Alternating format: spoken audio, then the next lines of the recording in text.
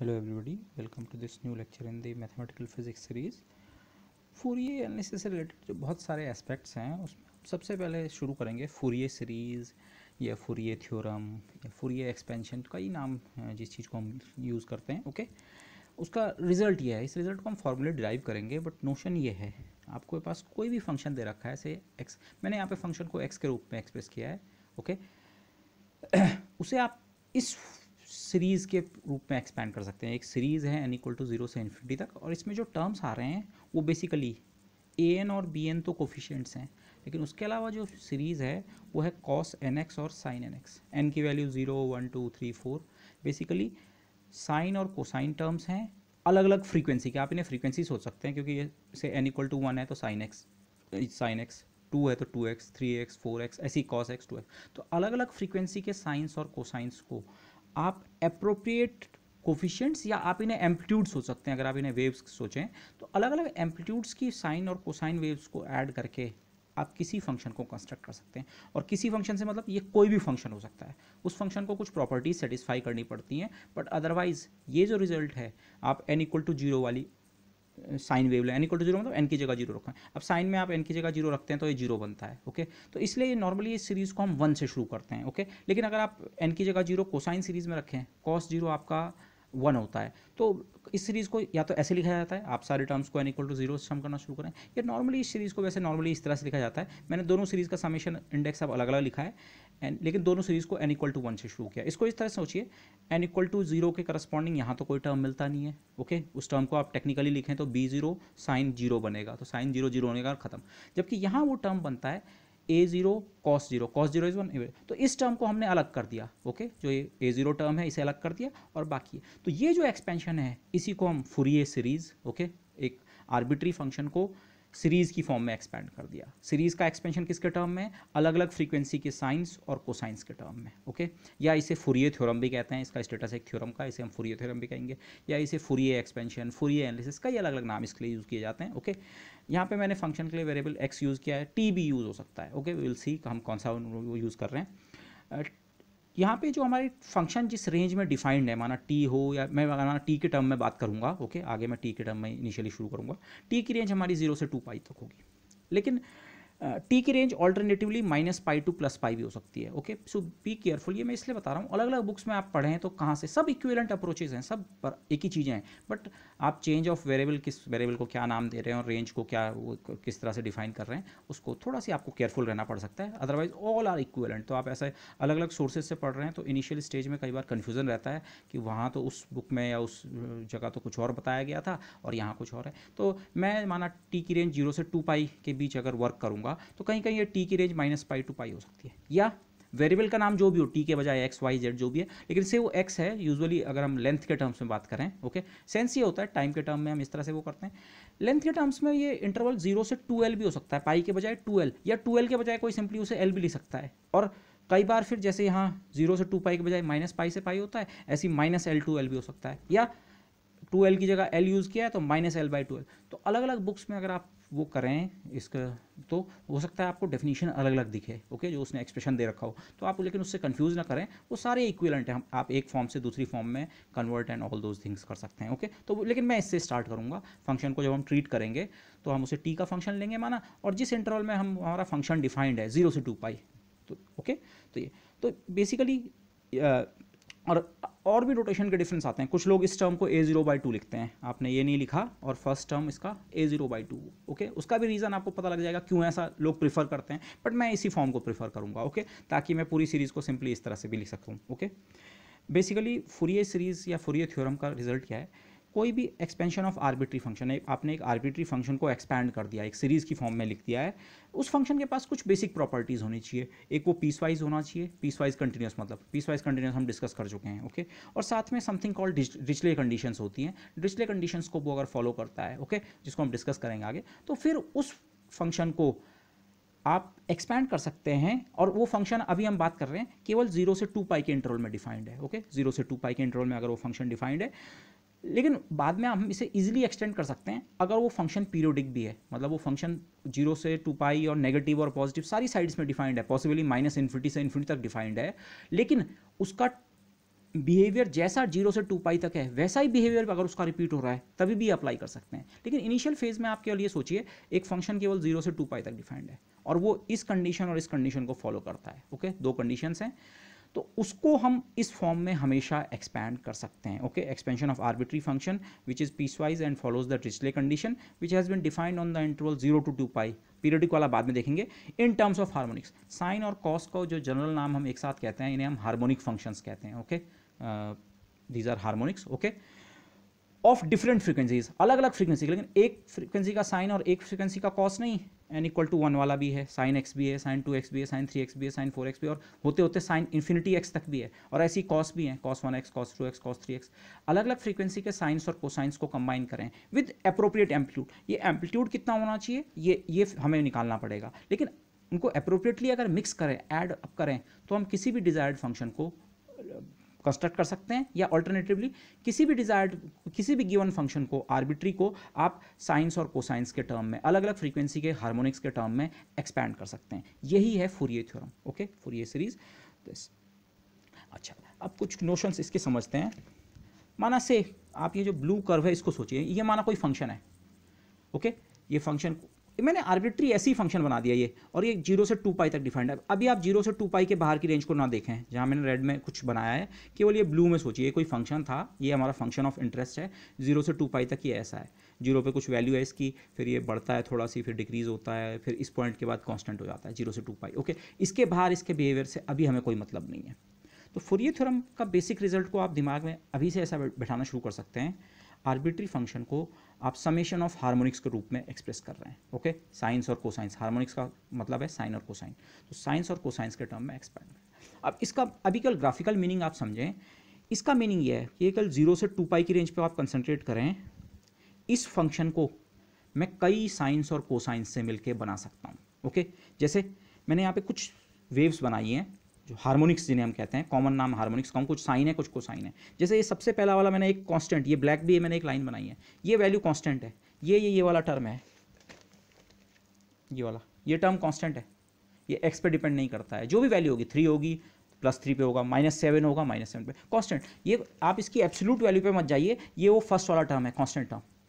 उसके बाद एक साइन एक्स टर्म भी आएगा उस सीरीज में, आप देखेंगे साइन एक्स। उसके बाद कोई कोफिशिएंट होगा, कोफिशिएंट बेसिकली साइन का आपको एम्पलीट्यूड बताएगा। तो ये हो सकता है, ये साइन के साथ हो सकता है 3 मल्टीप्लाइड हो, इसकी हाइट 3 टाइम्स है। ओके, जहाँ पे मैक्सिमम है इसकी हाइट 3 हो रही है, क्योंकि साइन की मैक्सिमम वैल्यू साइन थीटा या साइन एक्स की मैक्सिमम वैल्यू 1 होती है, और अगर उसके साथ कोफिशिएंट 3 मल्टीप्लाइड है तो मैक्सिमम वैल्यू 3 हो जाएगी, और ऐसी मिनिमम वैल्यू -3। तो माना ये फर्स्ट वाली वेव है, जो भी उसके साथ कोफिशिएंट है, ये साइन एक्स वाली वेव है, ये ब्लैक वाली। ये 0 से 2 पाई तक साइन 0 पे 0 होता है, ठीक है, π/2 पे मैक्सिमम होता है, पाई पे फिर से 0 होता है, और 2 पाई पे आते आते फिर से 0 हो जाता है नेगेटिव साइकिल से जाके। ये साइन एक्स, जो ये ब्लैक से मैंने जो कर्व बनाया है, साइन एक्स है। ओके, फिर कॉस एक्स, ये जो रेड में मैंने कर्व प्लॉट किया है, ये कॉस एक्स है। कॉस एक्स और साइन एक्स का एम्पलीट्यूड मैंने अलग दिखाया, क्योंकि हर वेव का एम्पलीट्यूड कुछ अलग अलग होगा। अभी हमें ये भी नहीं पता उस एम्पलीट्यूड की वैल्यू कितनी है। इनफैक्ट फूरिये एनालिसिस का मतलब ही यही है, आप इन एम्पलीट्यूड्स की वैल्यू निकालिए। ओके, किसी आर्बिट्री फंक्शन को साइन और कोसाइन से मिलकर बनाना है, तो हर वेव का एम्पलीट्यूड कितना लेना है, यही फूरिये एनालिसिस है।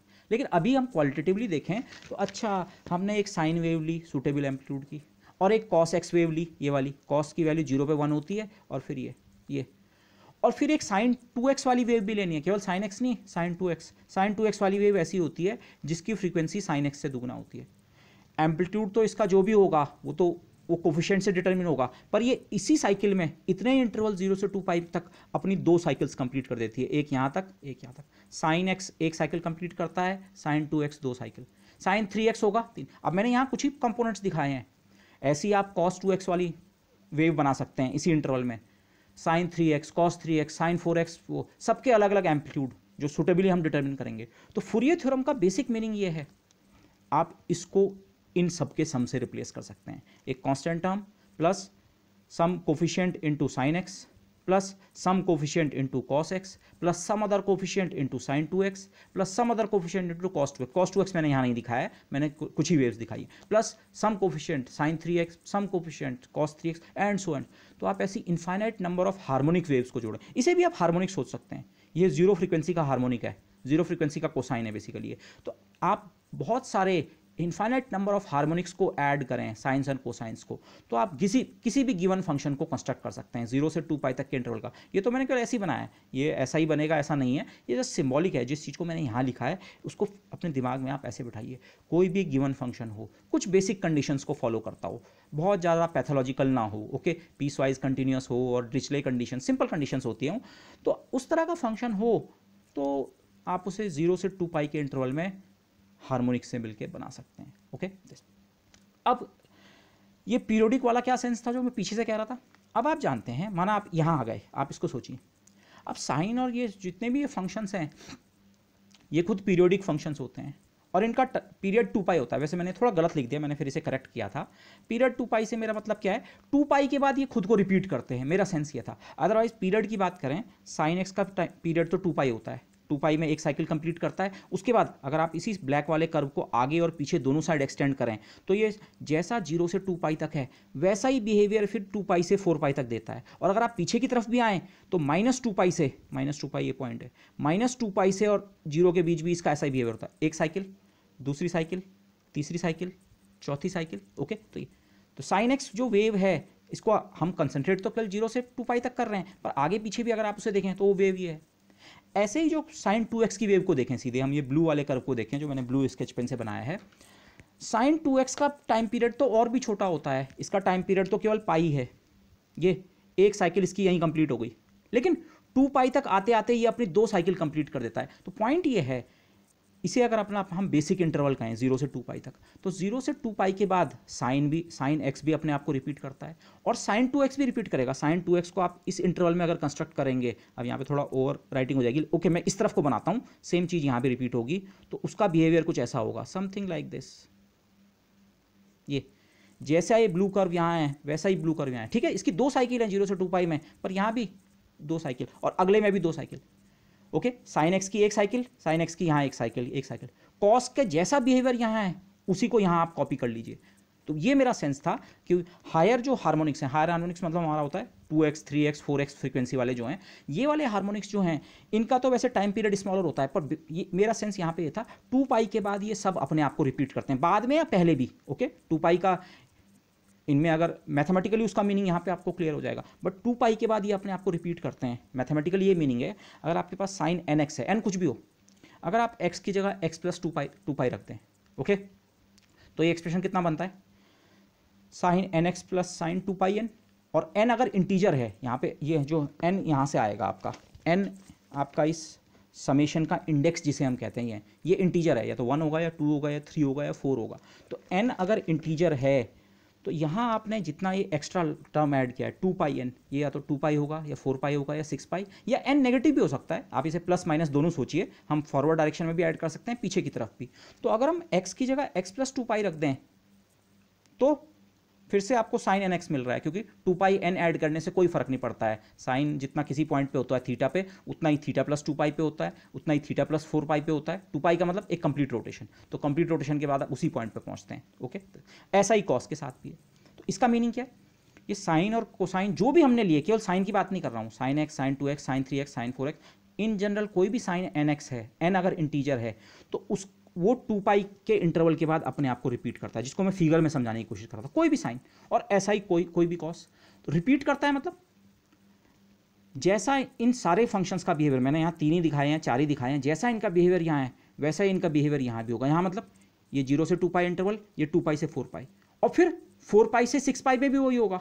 अगर आप 2 पाई में 2 पाई और ऐड कर दें 4 पाई तो भी फंक्शन पे कोई फर्क नहीं पड़ेगा, जैसा उसका बिहेवियर इस रीजन में है वैसा ही उसका रीजन इस बिहेवियर में है, वैसे ही उसका। तो ये सारे फंक्शंस अगर ऐड अप होके इस रीजन में ये ब्लू वाला कर्व बनाते हैं, फूरियर थ्योरम हमें ये कह रहा है इस बेसिक इंटरवल में। तो अगर दूसरी जगह भी यही पैटर्न है, सारे के सारे फंक्शंस यहाँ भी ऐसी हैं हार्मोनिक वाले, तो यहाँ भी ये ऐड करके सेम फंक्शन को तो रिपीट करेंगे। तो जो मैं पीरियोडिसिटी की बात कर रहा था वो अब आपको क्लियर होगी। माना हमारा गिवन फंक्शन केवल 0 से 2 पाई में डिफाइंड नहीं था, लेकिन वो कैसा फंक्शन था, एक पीरियोडिक फंक्शन था, -2 पाई से 0 तक उसका जैसा बिहेवियर है वैसा ही 0 से 2 पाई तक है, वैसा ही 2 पाई से 4 पाई तक है, वैसा ही 4 पाई से 6 पाई तक, वैसा ही 6 पाई से 8 पाई से, एंड आगे पीछे सब सर। तो इसी को तो आप पीरियोडिक फंक्शन कहते हैं। अगर आपको कोई पीरियोडिक फंक्शन दे रखा है तो उसके लिए भी आप फूरियर एनालिसिस अप्लाई कर सकते हैं, ओके। तो वो एक्सटेंशन है उसका। अदरवाइज बेसिकली हम शुरू में यहाँ से स्टार्ट कर रहे हैं, हम केवल 0 से 2π के इंटरवल में कोई फंक्शन डिफाइंड है, ओके, किसी भी प्रकार का। अब वो केवल 0 से 2π तक डिफाइंड है तो पीरियोडिक का कोई मतलब ही नहीं होता है, बस एक फंक्शन है। हाँ, कुछ बेसिक कंडीशंस को फॉलो करना चाहिए। तो फूरियर थ्योरम ये कह रही है आप उसे कई डिफरेंट फ्रीक्वेंसी के साइन और कई डिफरेंट फ्रीक्वेंसी के कोसाइन से मिलकर बना सकते हैं सिंपली। और फिर आप इसे पीरियोडिक फंक्शन के लिए क्यों एक्सटेंड कर सकते हैं, वहाँ पे इस आइडिया को आप समझ सकते हैं।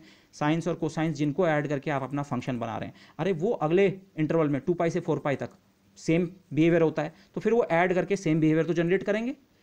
-2π से 0 में भी सेम बिहेवियर है साइंस और कोसाइंस का, तो वो सेम बिहेवियर जनरेट करेंगे। सेम बिहेवियर मतलब जैसा फंक्शन, जैसी वेव फॉर्म, अगर मैं इसे वेव फॉर्म कहूँ, जैसी वेव फॉर्म 0 से 2π तक बनी वैसी 2π से 4π बनेगी, वैसी -2π से 0 बनेगी, वैसी -4π से -2π बनेगी। तो पीरियोडिक फंक्शन, तो आप पीरियोडिक फंक्शन का एनालिसिस भी कर सकते हैं, वो जनरल उसका एक्सटेंशन है। इसीलिए हम कंसंट्रेट केवल यहाँ करेंगे, किसी गिवन इंटरवल 0 से 2π तक हम अपने फंक्शन को दे। और अगेन मैं रिमाइंड करा दूँ, कुछ लोग इस इंटरवल को -π से π भी ले सकते हैं, ओके, सेम आइडिया अप्लाई होता है। -π से π के बीच भी फंक्शन को आप फूरियर एनालाइज कर सकते हैं, ओके। तो क्योंकि साइंस और कोसाइंस पीरियोडिक होते हैं, 2π इंटरवल के बाद खुद को रिपीट करते ही करते हैं, छोटे इंटरवल में भी कर सकते हैं, बट 2π के बाद खुद को रिपीट करते ही हैं मैथमेटिकली, जिसका ये मीनिंग है। तो उनका सुपरपोजिशन दूसरे इंटरवल्स में भी अगर आप देखें, 2π से 4π में, या 4π से 6π में, या -2π से 0, या -4π से -2π, सेम रिजल्ट प्रोड्यूस करेगा। सेम रिजल्ट मतलब क्वालिटेटिवली आप ये समझिए, जैसा कर्व यहाँ बनाया वैसे यहाँ बनाएंगे, वैसे यहाँ, वैसे। इसलिए जो हम रिजल्ट 0 से 2π तक जो हम ऑब्टेन करेंगे वो आर्बिट्री पीरियोडिक फंक्शन के लिए एक्सटेंड हो जाएगा। ये इस फंक्शन को अगर आप पीरियोडिक फंक्शन की तरह ट्रीट करें तो उसके लिए भी फूरियर थ्योरम आपकी एप्लीकेबल होगी, ओके। अब थोड़ी देर के लिए मैं बिल्कुल फूरियर थ्योरम से बिल्कुल अलग हो रहा हूँ। मैं आपको जो नोशन यहाँ पे सिखाने वाला हूँ, hopefully you know some of these things, but इन चीज़ों को आप प्लीज़ डीपली समझने की कोशिश कीजिए। ये कुछ ऐसे आइडियाज़ हैं जो फिज़िक्स में इतनी फ्रिक्वेंटली हम यूज़ करते हैं, ओके। तो इन नोशंस को आप अच्छे से समझ लें तो ये आपको आगे, और आपके जैसे अगले सेमेस्टर में क्वांटम मैकेनिक्स आएगी तो वहाँ पे भी ये नोशंस बहुत यूज़फुल आपके लिए रहेंगे, okay. So try to understand this thing. मैं जिस चीज़ों की बात करूँगा मेनली एक ऑर्थोनॉर्मलिटी का इश्यू और थोड़ा सी कंप्लीटनेस की बात करूँगा, ओके। कंप्लीट ऑर्थोनॉर्मल सेट, यहाँ पे मैंने रिवर्स ऑर्डर में लिख दिया, ऑर्थोगोनल कंप्लीट लिख दिया मैंने, कंप्लीट ऑर्थोनॉर्मल सेट। ऑर्थोनॉर्मलिटी जो शब्द है ये दो शब्दों से बना है, ऑर्थोगोनल एंड नॉर्मलाइज्ड। क्या मीनिंग है देखते हैं, फिर कुछ ऐसी चीज़ों की बात भी मैं करूँगा, projecting out components and combining components, okay. किसी चीज़ को टुकड़े टुकड़े करना, अलग अलग करना उसको, लेकिन वो हम टुकड़े उसके किसी खास तरीके से करेंगे, ओके। ऐसे ही नहीं कि उसको आर्बिट्री ब्रेक कर दिया और फिर उन पीसेस को ज्वाइन करके फिर से अपना टोटल वो जो ऑब्जेक्ट है उसको कंस्ट्रक्ट करना। अभी क्या मीनिंग है, मैं जो एग्जाम्पल जहाँ से स्टार्ट कर रहा हूँ वो वेक्टर्स का एग्जाम्पल, लेकिन आप ये नोशन जो है ये केवल वेक्टर्स की दुनिया में एप्लीकेबल नहीं होता है, बहुत सारी जगह एप्लीकेबल होता है। अभी आप देखेंगे हम इसे और जगह अप्लाई करेंगे ग्रेजुअली, लेकिन अभी एग्जाम्पल के लिए वेक्टर्स में समझना सबसे आसान है। तो आप ये ना सोचिए जो मैं यहाँ पे आपको आइडिया दे रहा हूँ ये केवल वेक्टर में अप्लाई हो रहा है। वेक्टर का एग्जाम्पल मैं इसलिए ले रहा हूँ क्योंकि वेक्टर्स से आप अच्छे से परिचित हैं, तो लेकिन जो यहाँ पे आइडिया आएंगे वो हम दूसरी जगह भी कॉपी कर सकते हैं। अब आइडिया क्या है, माना मैं 3 डायमेंशन क्या, पहले 2 डायमेंशन शुरू करता हूँ। 2 डायमेंशन में माना ये वेक्टर है कोई वी, कोई भी आर्बिट्री वेक्टर, कोई भी वेक्टर हो सकता है, ठीक है। तो आप किसी वेक्टर को डिकम्पोज या रिजॉल्व करना जिसे हम कहते हैं, आप इस वेक्टर को इस ए और बी के सम से बना सकते हैं। अगर आप इस वेक्टर ए और इस वेक्टर बी का ऐड करें तो बी, तो इसको मैं ऐसे कह रहा हूँ, इस वेक्टर वी को मैंने ए और बी में ब्रेक कर दिया, ठीक है। वेक्टर को 2 हिस्सों में ब्रेक कर दिया। अब इस वेक्टर को 2 हिस्सों में ब्रेक करने के इनफाइनाइट तरीके हो सकते हैं, ओरिजिन से कहीं भी जहां आपकी इच्छा है 2 डायमेंशनल प्लेन में कहीं पे भी एक पॉइंट लगा दो, ये यहां से यहां ज्वाइन करो, इसको अपना पहला वेक्टर कह दो ए, और यहां से यहां का दूसरा वेक्टर का नाम ले लो बी, ए प्लस बी से वी बन जाएगा। वही मैंने किया, ये पॉइंट मैंने अपनी मर्जी से ले लिया, ये मेरा वेक्टर हो गया ए बी। मतलब अगर मैंने सवाल ये दिया कि कोई वेक्टर वी दे रखा है, वी तो गिवन था, ठीक है, वी भी आप अपनी मर्जी से कोई सा भी ले सकते हैं, पर एक बार आपने फिक्स कर दिया कि इसकी बात हम कर रहे हैं, तो इस वेक्टर को 2 कंपोनेंट्स में, इसको हम वी के कंपोनेंट्स कह सकते हैं, ए और बी। वी के हमने 2 कंपोनेंट्स ले लिए, ए और बी, पर इस तरह से कंपोनेंट्स में ब्रेक करने के आपके पास इनफाइनाइट नंबर ऑफ तरीके हो सकते हैं। और केवल 2 कंपोनेंट क्यों, आप इसे 3 कंपोनेंट्स में भी ब्रेक कर सकते हैं। यहाँ से यहाँ तक एक वेक्टर लो, फिर यहाँ से किसी दूसरे पॉइंट तक दूसरा वेक्टर लो, और इस वाले पॉइंट से यहाँ तक आ जाओ, इस वेक्टर वी के एंड तक, 3, इन 3 वेक्टर का सम मिलके किसके बराबर वी। पर हम 2 कंपोनेंट्स की बात करते हैं माना, तो लेकिन अगर आपको सिंपली किसी वेक्टर को 2 हिस्सों में ब्रेक करना है तो आपके पास इनफाइनाइट नंबर ऑफ तरीके हो सकते हैं, okay, this infinite number of ways. जिसे हम डिकम्पोजिशन या रिजोल्यूशन कहते हैं। पर नॉर्मली आप ऐसा नहीं करते हैं, आप आर्बिट्रली किसी वेक्टर को ब्रेक ऐसे नहीं करते हैं। आप नॉर्मली क्या करते हैं, आप एक एक्स वाई सिस्टम लेते हैं, coordinate system, Cartesian coordinate system, और आप ब्रेक वेक्टर को करते तो हैं पर आप मैथमेटिकली इस तरह से करते हैं usually v x i plus v y j vector का, जिसे आप कहते हैं एक्स कंपोनेंट या coefficient along the x axis मतलब यूनिट वेक्टर आई की डायरेक्शन का कंपोनेंट, ओके। और ऐसे ही वी वाई कंपोनेंट या coefficient along the y axis. ये फिगर में अगर आप सोचें, ये जो ब्लू वाले दो वेक्टर्स हैं, इसको एक वेक्टर सोचो, ये आई यूनिट वेक्टर की डायरेक्शन में है और इसका मैग्नीट्यूड है वी एक्स आई वेक्टर, और ये जे यूनिट वेक्टर की डायरेक्शन में है, वाई डायरेक्शन में है, और इसका मैग्नीट्यूड है वी वाई। इन दोनों वेक्टर्स को भी अगर आप ऐड करें तो यही वाला वेक्टर तो बनेगा। इस वेक्टर v को कंस्ट्रक्ट करने के या डिकम्पोज करने के, रिवर्स में सोचें, इसको डिकम्पोज करने के कई तरीके थे, पर यूजुअली जो हम मेथड प्रीफर करते हैं ये वाला, ओके। क्यों? अब सवाल ये आता है, आप ये डिकम्पोजिशन करते आए हैं जिसे हम कहते हैं resolution of a vector into Cartesian components. ये भी रिजोल्यूशन है, ये भी वेक्टर को आपने दो हिस्सों में ब्रेक किया, a और b से मिलके v बन जाएगा, a और b से, लेकिन आप इसके बजाय इसे प्रीफर करते हैं। ये भी रिजोल्यूशन है, लेकिन इस समय रिजोल्यूशन क्यों किया ऐसा? सिंपल आंसर मैं दूं आपको, ये जो दो कंपोनेंट्स हैं, एक कंपोनेंट पूरी तरह से एक्स एक्सिस के अलोंग है, एक कंपोनेंट पूरी तरह वाई एक्सिस के अलोंग, तो इनके बीच का एंगल कितना है? 90, ओके। बेसिक रीजन ये है, इसी को हमने एक्सपैंड करना है। इसका आंसर मैं आपको दे रहा हूं, फिर इसी को हमने समझना है, क्यों हम वेक्टर को ऐसे रिजॉल्व करना चाहते हैं जिन्हें हम कार्टेशियन कंपोनेंट्स कहते हैं। क्यों? ये कंपोनेंट्स को यूज करना ईजी होता है, और वो ईजी क्यों होता है? उसको ईजी होने का कारण है क्योंकि यहाँ पे हमारा कंप्लीट ऑर्थोनॉर्मल सेट यूज होता है। कंप्लीट ऑर्थोनॉर्मल सेट, अभी कंप्लीट ऑर्थोनॉर्मल सेट क्या है इसी को हमने समझना है, पर मैंने आंसर आपको पहले ही दे दिया। इस स्प्लिटिंग को, इस रेड स्प्लिटिंग के बजाय इस ब्लू स्प्लिटिंग को हम प्रीफर करते हैं। उसका कारण ये है क्योंकि वहाँ पे हमारा कंप्लीट ऑर्थोनॉर्मल सेट यूज होता है। अब ये कंप्लीट ऑर्थोनॉर्मल सेट क्या हुआ? 2D में कोई भी आपके पास वेक्टर है, कोई भी, ये v ये वाला भी हो सकता है, ये वाला या ये वाला या यहाँ वाला, कोई भी वेक्टर v है, आप उसे केवल i और j के टर्म में लिख सकते हैं। 2 डायमेंशन में कोई भी वेक्टर आप उठा लें, something i plus something j ही तो होगा। उसका मतलब ये है किसी भी वेक्टर को आप एक्सपैंड कर सकते हैं i j के टर्म में, ये एक्सपेंशन है। इतना i के अलोंग कंपोनेंट, इतना j। कोई भी वेक्टर हो 2 डायमेंशन का, आप उसे ऐसे लिख सकते हैं। कंपोनेंट्स की वैल्यू अलग अलग हो जाएगी अलग अलग वेक्टर के लिए, लेकिन आएगा something i plus something j। तो किसी भी वेक्टर को 2 डायमेंशनल वर्ल्ड में अगर आप हैं, एक्स वाई प्लेन में अगर आप हैं, तो किसी भी वेक्टर को केवल i और j के टर्म में एक्सपेंड कर सकते हैं। तो ये i और j को हम कहते हैं बेस वेक्टर्स या बेस सेट या बेसिस, कई अलग अलग नाम यूज करते हैं, ठीक है, मैं कोई सा भी यूज करूं, बेस वेक्टर्स, ओके। जिस बेसिस में हम एक्सपैंड कर रहे हैं उसके वेक्टर्स ये हैं। हर वेक्टर को हम i और j यूनिट वेक्टर से मिलके बना लेंगे। ये i और j से मिलके तो बनाया है, i को किसी नंबर से मल्टीप्लाई किया, माना ये 3i और ये -7j फॉर एग्जाम्पल। तो i लिया पहले, उसको तिगुना कर दिया। वेक्टर को तिगुना करने का मतलब क्या होता है? डायरेक्शन सेम रखी और मैग्नीट्यूड 3 गुना कर दिया। ये माना -7 है, j यूनिट वेक्टर ऊपर की डायरेक्शन होती है, -7 मतलब 7 गुना करो और डायरेक्शन नीचे की ओर ले लो, -7 टाइम्स, तो इन दोनों से मिलकर बना तो दिया, ओके। तो बेसिस वेक्टर्स जो हैं उनसे हम किसी भी वेक्टर को क्या कर सकते हैं? कंस्ट्रक्ट कर सकते हैं।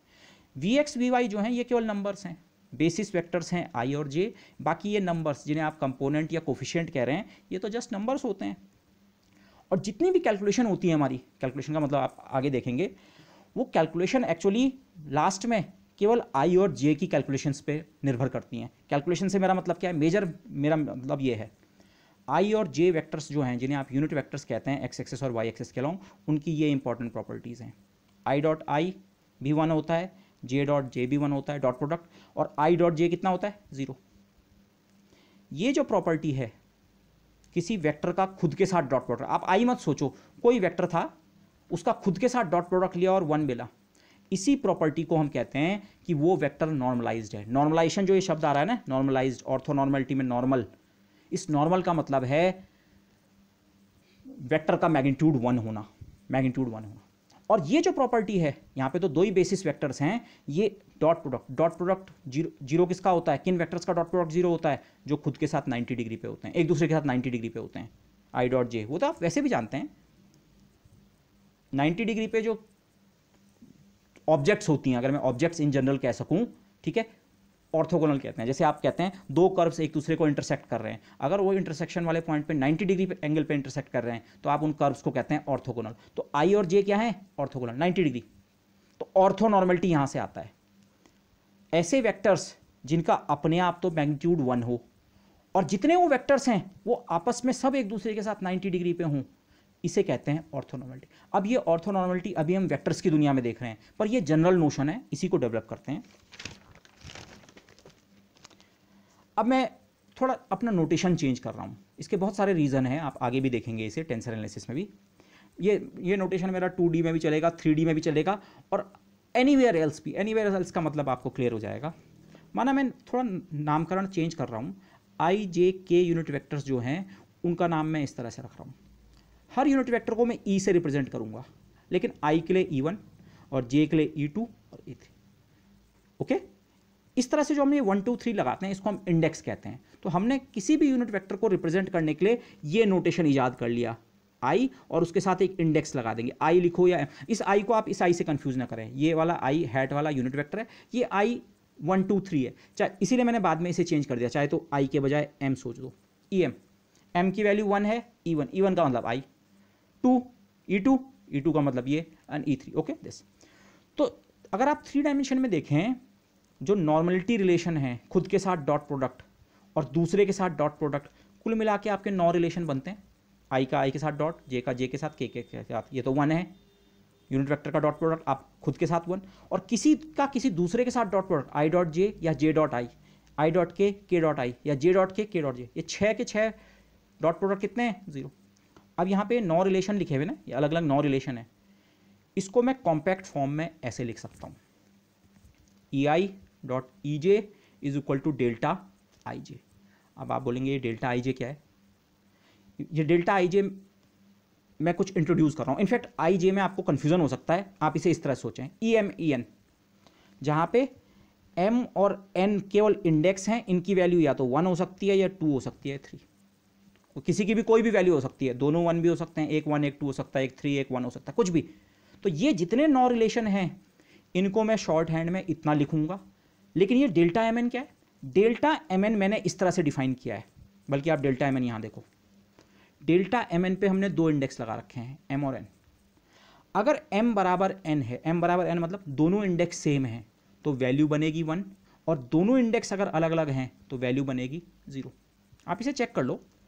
माना इसे देखते हैं, m भी 1 है, n भी 1 है, दोनों 1 है तो ये भी E1 E1 E1 E1 मतलब i डॉट आई कितना होता है? 1।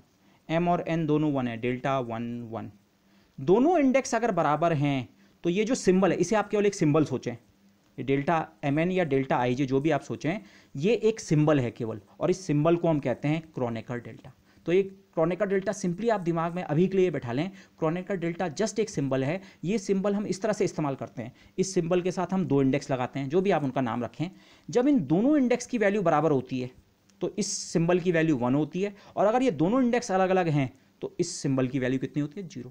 तो आप चेक कर सकते हैं ये जो 9 रिलेशन है ये सब के सब केवल एक इस सिंगल एक्सप्रेशन के अंदर ये 9 रिलेशन छुपे हुए हैं। आप m और n दोनों को वैल्यू 1 दो, ये i dot i equal to 1 बनेगा, दोनों इंडेक्स बराबर हैं। दोनों को वैल्यू 2 दो, 2 मतलब j डॉट जे भी 1, दोनों इंडेक्स बराबर हैं। दोनों को वैल्यू 3 दो, 3 3 3 3, इंडेक्स बराबर हैं, वैल्यू 1, और E3 का मतलब k डॉट के। लेकिन अगर एक 1 है और एक 2 है तो पहले राइट हैंड साइड को देखो, 1 बराबर 2 नहीं होता है, दोनों इंडेक्स बराबर नहीं है, तो उस समय इस सिंबल का मतलब क्या है? 0। E1 डॉट E2 कितना होता है? तो ये नोटेशन मैंने इसलिए यूज़ किया है, ये क्रोनेकर डेल्टा, और ये नोटेशन सिंप्लीफिकेशन के पर्पज से हमने इंट्रोड्यूस किया है, जिस बात को आप इतनी सारी इक्वेशंस में कहते हैं। और यही है ऑर्थोनॉर्मलिटी, ये है नॉर्मलिटी और ये है ऑर्थोगोनैलिटी। आपस में हर किसी का मैग्नीट्यूड 1 और सब कोई आपस में 90 डिग्री पे, आई जे के साथ 90 पे है, जे के साथ 90 पे है, के आई के साथ 90 पे है, और ऑर्थोगोनल। वो सारे रिलेशन आपके सिंगल एक इक्वेशन में आ गए। हाँ, उसके लिए हमें एक नया सिंबल जरूर डिफाइन करना पड़ा, जिसे हम कहते हैं क्रोनेकर डेल्टा। और बाद में जब आप टेंसर एनालिसिस पढ़ेंगे तब आप जानेंगे ये केवल एक सिंबल भर नहीं है, ये सिंबल से कहीं कहीं कहीं ज़्यादा है। ये इनफैक्ट हम देखेंगे एक टेंसर है। अब टेंसर क्या होता है वो हमने अभी नहीं पढ़ा, इसलिए एक इनवेरिएंट टेंसर होता है, बट दैट कम्स लेटर। अभी के लिए आपके लिए कहीं पे भी डेल्टा एम एन लिखा है तो आप इसको ऐसे सोचो, अच्छा ये कोई ऐसी ऑब्जेक्ट है, इसकी वैल्यू या तो 1 होगी या 0।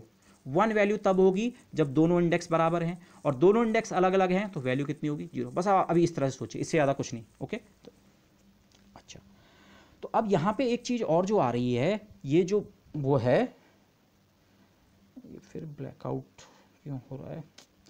Okay, let me turn this video and shoot another video immediately.